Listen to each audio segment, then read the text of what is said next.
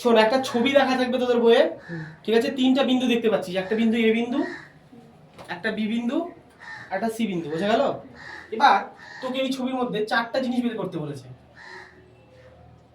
একটা সরণ, দুই নাম্বারটা বলেছে তোর হচ্ছে দূরত্ব, তিন নাম্বারটা বলেছে তোর হচ্ছে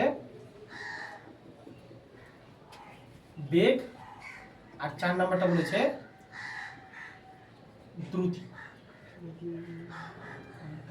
ঠিক আছে, ক্লিয়ার? তোদের এই ছবিটা দিয়ে পরীক্ষা হলে ছোট ছোট কোশ্চেন দিবে, কারণ তোদের প্রথমবার কোশ্চেনটা একটু বেশি কঠিন দিবে না। তোদের এই থিওরিগুলো আমি অলরেডি করিয়ে ফেলেছি। তো প্রথমে যেটা বের করতে বলেছে, দেখ একটা লোক এ বিন্দু থেকে যাত্রা শুরু করলো, করে এই পথ বরাবর প্রথমে বিতে আসলো, তারপরে ও সোজা সিতে চলে গেল, বুঝে গেল? এবার এই যে বিটা দেখতে পাচ্ছিস, এই অ্যাঙ্গেলটা আমরা ধরে নিচ্ছি এটা 90 ডিগ্রি। কত ডিগ্রি? 90 ডিগ্রি। এবার বল, কালকে একটা সূত্র শিখেছিলাম, মনে আছে? সূত্রটার নামটা মনে নাই, কিন্তু মনে আছে। পিথাগোরাসের সূত্র, হ্যাঁ বলেছিলাম না? হ্যাঁ। তো বল, এই ত্রিভুজটার ক্ষেত্রে এই এবিটা কি দাঁড়াচ্ছে? ভূমি। আর এইটা কি দাঁড়াচ্ছে?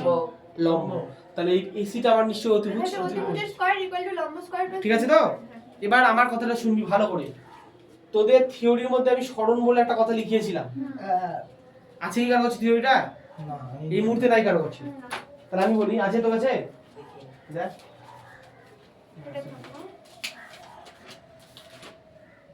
তোমার মনে না, তুমি ওখান থেকে বলো না। না না, আমি বলে দিচ্ছি। তাহলে শোন, আমিও তোদেরকে মিলাই দিতে বললাম। তাহলে শোন ব্যাপারটা, তোদেরকে বলেছিলাম সরণ মানে কি, তুই যেখান থেকে যাত্রা শুরু করলি আর যেখানে গিয়ে শেষ করলি, সেই দুটো জায়গাকে তুই যদি একটা সরলরেখার সাথে যুক্ত করিস, তুই কোন পথ দিয়ে গেলি এটা ডাজ নট ম্যাটার, বুঝা গেল? তুই এতে যাত্রা শুরু করলি, তুই এইভাবে এসে এইভাবে গেলি, না তুই এইভাবে গেলি না কিভাবে গেলি, এটা ম্যাটার করে না। তুই যেখান থেকে শুরু করলি আর যেখানে গিয়ে শেষ করলি, তার যে সরল রৈখিক যে দূরত্বটা, মানে তুই যদি তাকে একটা সুতার সাহায্যে জোরে দিতে পারিস, তাহলে সেইটাকে তার কি বলা হয় বলতে কি? সরণ বলা হয়। হলো? আমি এখান থেকে ধর অনেক দূর বাড়ি গেলাম, আমি কিন্তু সোজা যেতে পারবো না, কিন্তু আমার যেখান থেকে যাত্রা শুরু করলাম আর যেখানে গিয়ে শেষ করলাম, এর যে সরল রৈখিক যে দূরত্বটা, তাকে আমরা কি বলছি? সরণ বলছি। তাহলে সরণ মানে, বল, এই লোকটা এ থেকে সিতে গেল, তাহলে এর সরণ কোনটা হবে? এ থেকে সিতে গেল, এ সিটাই সরণ, এ সিটা সরণ হবে, মানে এই পথটা সরণ হবে, তাই না? তাহলে আমরা বলতেই পারি যে AC square equal to bracket দিলে হয় না, AB square plus BC square. Bracket আমি কালকেও বললাম সরল লেখা মানে গোটাটা, ঠিক আছে? বুঝে নেবে স্যার না? হ্যাঁ, তাহলে বল এসি মানে কি? এখানটা এই যে অতিভুজটা, এবি মানে কি? ভূমিটা, আর বিসি মানে লম্বটা। তাহলে বল এখানে কিসের কিসের মান জানি? এবি মানে জানি কত? 3, আর বিসি মানে কত? 4, আর এসি মানে তো আমরা জানি না। না, তাহলে 3 স্কয়ার 9, 4 স্কয়ার 16, 25। তাহলে এসি স্কয়ার ইকুয়াল টু 25। তাহলে AC equal to plus minus √25। তাহলে প্লাস মাইনাস 5। না প্লাস মাইনাসটা কেন? আচ্ছা শোন, স্কয়ার উঠে গেলে ওইদিকে প্লাস মাইনাস রুট হয়, মনে রাখবি।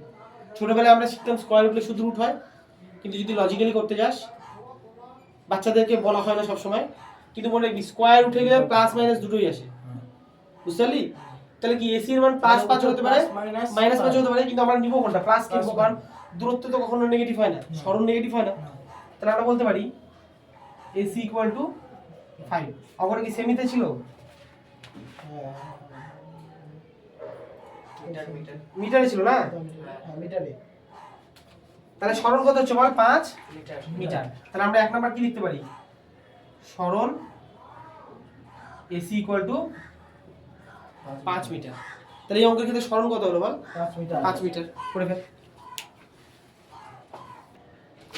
এবার 2 নাম্বারটা দেখ, 0.5 উত্তর। হ্যাঁ 0.5 মিটার পার সেকেন্ড। 0.5 * 5 এর চেঞ্জ করলে এবার তাকা, তোরা এইদিকে তাকা। 2 নাম্বারটা কি বলেছে? দূরত্ব, বোঝা গেল? এই দূরত্বটাকে অনেক বই এরকম লিখে অতিক্রান্ত দূরত্ব। কি বলে? অতিক্রান্ত দূরত্ব। তাহলে আমাকে বল, অতিক্রান্ত দূরত্ব এ থেকে বি তে গিয়েছিস তো, তাহলে এ থেকে বি তে কত মিটার পথ বল? 3 মিটার। আর বি থেকে সি তে কত বল? তাহলে তুই কতখানি পথ গেলি বল টোটাল? তাহলে অতিক্রান্ত দূরত্ব কত হলো? সরণ কিন্তু 5 হয়েছিল, কিন্তু অতিক্রান্ত দূরত্ব কত হলো? 7 মিটার করে ফেল। 0.5 তো 2 নাম্বারটা কত হলো বল 7 মিটার। এবার তোদের থিওরি খাতায় লেখা ছিল, থিওরিগুলোকে বারবার যদি পড়িস দেখবি বেগ যেটা 3 নাম্বারটা বেগ, এই যে বেগের সূত্র লিখিয়ে দিয়েছিলাম সেটা ছিল সরণ বাই সময়। ঠিক আছে, তাহলে বল এই অঙ্কে আমরা অলরেডি সরণ কত বের করেছি? 5 মিটার 5 মিটার, তাই না? কত বল? 5 মিটার 5 মিটার। আর সময় কত বের করেছি? সময় দেওয়া আছে মনে হয় এখানে। আচ্ছা দেখ, এই দেখ তোর বইয়ের মধ্যে কোশ্চেনে দেওয়া আছে এই এ থেকে সি বিন্দুতে যেতে ওর মোট সময় লাগে 10 সেকেন্ড। কত সময় লাগে? 10 সেকেন্ড। তাহলে নিচে কত দেবো বল? 10। তাহলে 5 দুগুণ 10, তাহলে 1/2 হচ্ছে। যদি ভাগ করিস 5 দুগুণ 10, তাহলে 0.5। তোদের ওই থিওরির মধ্যে আমি লিখিয়ে দিয়েছিলাম, দেখবি বেগের সিজিএস একক মিটার পার সেকেন্ড। তাহলে এই যে লোকটা বা যে বস্তুটা একটা কথা শুনবা? এ থেকে সি থেকে একটু দাঁড়া, তার বেগ কত হলো বল? 0.5 মিটার পার সেকেন্ড। করে ফেল। গতিবেগ আর বেগ কি একই? তো 4 নাম্বার যে অঙ্কটা বলেছে, এবার কি বলেছে? দ্রুতি। দ্রুতিকে আমরা কি বাংলায় ইংরেজিতে কি বলি বল দেখি? স্পিড বলি। তোদের ওই তোর হচ্ছে গাড়ির যে মিটারগুলো থাকে ওখানে স্পিড, ওটা ওটা কি হয়? স্পিড। তাহলে আমরা মনে রাখি স্পিড বা দ্রুতির যে সূত্রটা সেটা হচ্ছে কি বল দেখি? দূরত্ব বাই সময়। ঠিক আছে, এবার দূরত্ব আমরা কত বের করেছিলাম? 7 না রে? হ্যাঁ। আর সময় 10, তাহলে কাটাকাটি করলে 0.7 মিটার পার সেকেন্ড। এটা খুব সুন্দরভাবে 4টা অঙ্ক নামিয়ে দিলাম, সূত্র দিয়ে অঙ্ক হবে। 2 নাম্বার যে অঙ্কটা বলেছে সেটা গড় বেগের অঙ্ক। হ্যাঁ, মনে রাখবি গড় বেগের ক্ষেত্রে গড় বেগের যে ফর্মুলাটা সেটা মনে রাখবি মোট সরণ বাই মোট সময়। এই ফর্মুলা দিয়ে অঙ্কটা করবো। আমার মনে হয় তোদের থিওরিতে আমি এটা লিখিয়ে দিয়েছি, বুঝা গেল? এবার দেখ গড় বেগ জিনিসটা কেন লাগবে কনসেপ্টটা কাজে। ঠিক আছে, কেন লাগবে বুঝবি ভালো করে। ধর এখান থেকে যাত্রা শুরু করলো একটা বাইক, আমি টোটাল ধর এখানে 4টা হর্ন দিলাম। হ্যালো, টোটাল কটা দিলাম? 4টা। এবার দেখ প্রথম যখন ও এ থেকে বিতে গেল, আমি ধরে নিলাম ও 45 মিটার পার সেকেন্ডে গেল। তারপরে যদি হলটা ধরলাম, ধর আমি এখানটা 30 মিটার পার সেকেন্ডে দিলাম, এটা ধরলাম 70 মিটার পার সেকেন্ডে। এবার তোকে যদি বলা হয় যে ওই বাইকটার ভেলোসিটি কত, একক একক করে বলতে হবে। ভেলোসিটি মানে গতিবেগ যেটা হ্যাঁ। বলতে পারবি? একক করে। দেখ 3 জায়গায় 3 রকম, তো হ্যাঁ। তুই একটা দিতে বলতে পারবি না। এটা সবগুলো যোগ করে মানে আমাকে মেন কথা হচ্ছে, যদি আমি বলি ধর একটা ক্লাসে, ধর এখানে ধর তোরা ক্লাস 9-এ 13 জন আছিস, তো আমি বললাম তোদের ক্লাস 9-এ 13 জনই ধর পরীক্ষায় নাম্বার পেয়েছিস। আমি যদি বলি তোরা কত নাম্বার পেয়েছিস, তাহলে এক একজন করে বলতে হবে। কিন্তু তোরা যদি একবারে বলতে চাস তাহলে তোদেরকে গড়ের ইউজ করতে হয় না? গড় মানে আমরা গড়ে এত নাম্বার পেয়েছি, সেই গড়টাকে বের করার নিয়ম কি হয়? মানে গড়ের টোটাল নাম্বার যোগ করে অতজন ভাগ করে দিতে হয়। যতজন আছে তার গড় বুঝিস না? ধর টোটাল ভাগ করে ভাগ। পিকনিক খাওয়ার সময় তুই 10 টাকা দিলি, আর একজন 15 টাকা দিল, আর এক বন্ধু 5 টাকা দিল। হ্যাঁ। ঠিক আছে, তাহলে তোরা টোটাল কজন ছিলিস? 3 জন। হ্যাঁ। 10 5 15 15 30 টাকা উঠেছে। হ্যাঁ। ডিভাইডেড বাই কতজন ছিলিস? 3 জন। তাহলে এক একজন গড়ে কত টাকা দিয়েছিস? 10 10 টাকা। কিন্তু 10 টাকা করে কি দিয়েছে? না। এ তো 15, এ তো 5, এ 10 দিয়েছে। ঠিক আছে, বুঝতে পারলাম না তো। তাই না? গড় মানে একটা ওভারঅল হিসাব, যার দ্বারা তুই বুঝতে পারবি যে এর থেকে কেউ বেশিও দিয়েছে বা এর থেকে কেউ কমও দিয়েছে। গড় গতিবেগটা কি বলে? গড় গড় জিনিসটা গড় কখন ইউজ করিস বল? আমি তো গড় কোনদিন শুনিনি। ক্রিকেট খেলা দেখিস? হ্যাঁ। বিরাট কোহলি বা যে কোনো এভারেজ লেখা থাকে, দেখছিস কোনোদিন? এভারেজ বিরাট কোহলির মনে হয় 52 কি কত জানো? ওই এভারেজ মানে কি বোঝায় বল দেখি? ওই এভারেজ মানে প্রতিটা ম্যাচে 52 রান করছে এরকম? না। কোনো ম্যাচে 100 করছে, কোনো ম্যাচে 0 করছে। কিন্তু 52 মানে কি? ওর এভারেজ মানে সব সময় ওই যতগুলো এভারেজ মানে ওর যত এই ক্যারিয়ারে যত ইনিংস আছে হ্যাঁ। সেটা একটা এভারেজ রান। ওটা মানে 52 করেই আউট যায় বেশিরভাগ সময়। না, ওরকম ব্যাপারটা নয়। তাহলে বুঝতে পারলাম না। মানে কখনো 52 থেকে বেশি করে, কখনো 52 থেকে কম করে। তো 52 ধরবে কেন 53 তো ধরতে হবে।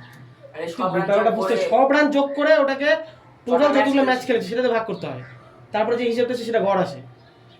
তোরা যে পার্সেন্টেজ পাস না পরীক্ষায়, তুই কত পার্সেন্টেজ ধর, আমি তুই কোনো অ্যানুয়াল পরীক্ষায় তুই ধর 80% পেয়েছিস, তুই সবগুলোতে 80 পেয়েছিস, ওভারঅল 80 পেয়েছিস, তো সবগুলোতে 80 পেয়েছিস, তুই ধর ম্যাথে পেয়েছিস 90 আর সেখানে ইতিহাসে পেয়েছিস 60, তাহলে ওই ইতিহাসের বেশি নাম্বার কম নাম্বারটা কে আসে মেকআপ দিয়ে দিল, হ্যাঁ ওই ওভারঅল যেটা করে সেটাকে এভারেজ বলা হয়, গড় বলা হয়। এরপরে গড় শিখালে বুঝিস, এখন এইটুকুই বোঝ। এই দেখ, বুঝতে পারলি তো? তাহলে গড় কিভাবে তোদের এই অঙ্কটা করি তাহলে বুঝতে পারবি। তোর অঙ্কটাতে বলেছে একটা এ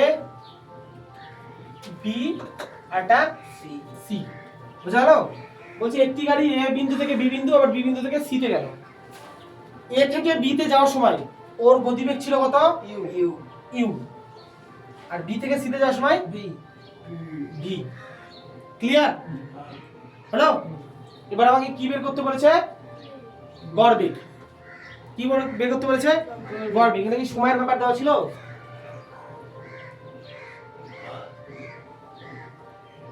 আচ্ছা সময় দেওয়া নেই, ঠিক আছে, চলো আমরা বের করে নেবো। এই বি সমান তো দেখবি ভালো করে, আরেকটা কথা বলা আছে এ বি সমান সমান, বিসি, মানে এবি যত বিসি হতো তার মানে দেখ এই পথটা যতটুকু আবার এই পথটাও ততটুকু। এ বি তাহলে 10 আমি- হলে বি সিও 10 হ্যাঁ আমি ওটাকে এক্স ধরে নিলাম। কি ধরে নিলাম? X x. এখানে ইউনিট দেওয়া আছে কি? দেখতো ইউনিট দেওয়া আছে নাকি কোনো? মিটার সেকেন্ড থেকে না, কোনো ইউনিট ফিউনিট কিছু দেওয়া নেই, ছাড়ে দে। দেখ ভূমিকা শোন, বলেছে এ থেকে বি তে যাওয়ার সময় ও ইউ গতিবেগ নিয়ে যায় আর বি থেকে সি তে যাওয়ার সময় ভি গতিবেগ নিয়ে যায়। এ আর বি রাস্তাটা যতটুকু, বি থেকে সি এর রাস্তাটাও ততটুকু। তাহলে আমি দুটোকেই এক্স ধরলাম, মানে আমি এইটাকে ধরলাম কি বল, দুটোকে কি ধরলাম? এক্সটা কি ধরলাম? দূরত্ব ধরলাম। ইউ মানে হচ্ছে গতিবেগ, এ থেকে বি তে যাওয়ার সময় গতিবেগ আর বি থেকে সি তে যাওয়ার সময় গতিবেগ। ওই যে তখন বললাম না এটা 30 এটা 35, মানে দুটোর গতিবেগ আলাদা আলাদা আলাদা, মানে এইটুক সময় ধর একরকম স্পিডে গতিবেগে গিয়েছিল, এখান থেকে আর এক রকম গতিবেগে গেল। তাহলে আমাকে কি বের করতে বলেছে? গড় বেগ। গড় বেগ বের করার সময় কি লাগবে? মোট সরণ আর মোট সময়, এই দুটো জিনিস আমার লাগবে। তো আমি একটা একটা করে বের করছি। দেখ, মোট সরণ, সরণ মানে ও টোটাল কতখানি গেল, কতখানি গেল কেউ বলতে পারবি? মোট কতখানি হলো x প্লাস x। হ্যাঁ, এখান থেকে এত নিয়ে এক্স পথ, আবার এখান থেকে এটা এক্স পথ। যদি এক্স না বলে 10 10 বলতাম তাহলে তো 20 বলে দিতিস। তাহলে মোট সরণ কত হলো? এক্স প্লাস মানে 2x 2x তারপরে 2x বললে হতো না? হুম, তারপরে 2x বললে আমি এটা হিসাব করে দেখালাম, ঠিক আছে? এবার নিচে কি লাগবে বল? মোট মোট সময়। এই যে নিচে মোট সময় লাগবে। ইউ প্লাস দেখ, না এ থেকে তারপর বি তে যেতে সময় লাগে। এবার বল, ক্লাস 7 এ যারা পড়েছিলিস গতিবেগের অঙ্ক, সময়ের সূত্র কি ছিল?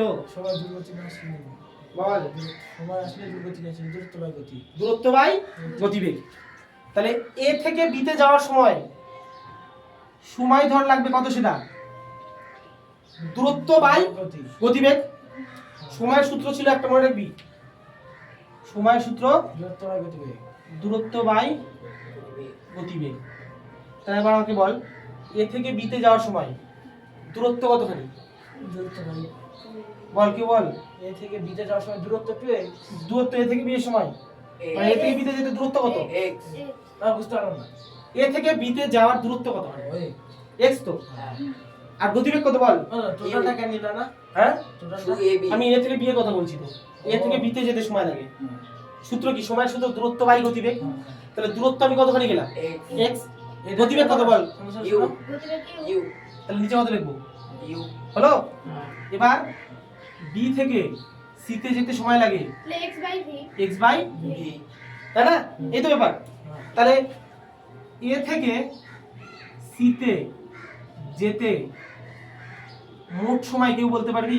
a থেকে b তে 2x by uc uv 2x মানে আমার কথা শোন, X ইউ এখান থেকে যাওয়ার জন্য এইটা, হ্যাঁ। এখান থেকে এটা দুটোকে যোগ করে দিতে হবে। তাহলে আমরা বলতে পারি x by u plus x by b। এই তো নাকি? হ্যাঁ যদি হিসাব করি তাহলে তো লসাগু কত আসবে? uv uv, তাহলে b b প্লাস u দিয়ে u কে কেটে যাবে, V x vx। Plus V V কেটে যাবে এটা কোলাকালি গুণ করলে ইউ চলে এক্স। যাবে। না না কেন কোনাকানি করবো, ওটা সময় তো অনেক সময় হয়। x কমন তাহলে বল উপর থেকে কি কমন যাবে, Yes. কি পড়ে থাকবে ভিতরে, V plus UV U plus V V, আর নিচে UV তাহলে এবার আমার কথা শুনবি, আমি যেটাকে রেড কালি দিয়ে বক্স করে দিলাম সেইটা আসলে কি, মোট সময় এ থেকে সিতে যাওয়ার জন্য মোট সময়, আর যেটাকে আমি এই রেড দিয়ে করে দিলাম সেটা কি, সেটা হচ্ছে মোট মোট সরণ, সরল মোট সরণ। তাহলে আমি দুটো যে রেড রেড করে দিলাম, একটা মোট সরণ আর একটা মোট মোট সময়। মোট সময় এবার আমার অঙ্কে যেটা চেয়েছিল গড় বেগ, কি চেয়েছিল, গড়বে গড় বেগ বেগ, তার সূত্র কি ছিল বল কেউ একজন, মোট সরণ বা সময়। মোট সরণ বাই মোট সময়। তাহলে মোট সরণ কত, মোট সরণ 2x 2x, আর মোট সময় কত, x x by x into UV u plus v by by uv, hello, দেখি x x কেটে যাবে, তাই না? তাহলে আমরা বলতে পারি 2 ইনটু এইটা উপরে গেলে উল্টে যাবে, তাহলে উপরে আসবে uv আর নিচে u plus v, একদম সিম্পলিফিকেশন করি, তাহলে উপরে হবে 2 uv আর নিচে হবে, দাদা কি হলো কি হলো আরেকবার বলো ওটা। উপরে ছিল 2, হ্যাঁ উপরে ছিল কত 2 আর তার নিচে কত ছিল u plus v by uv, তাই না?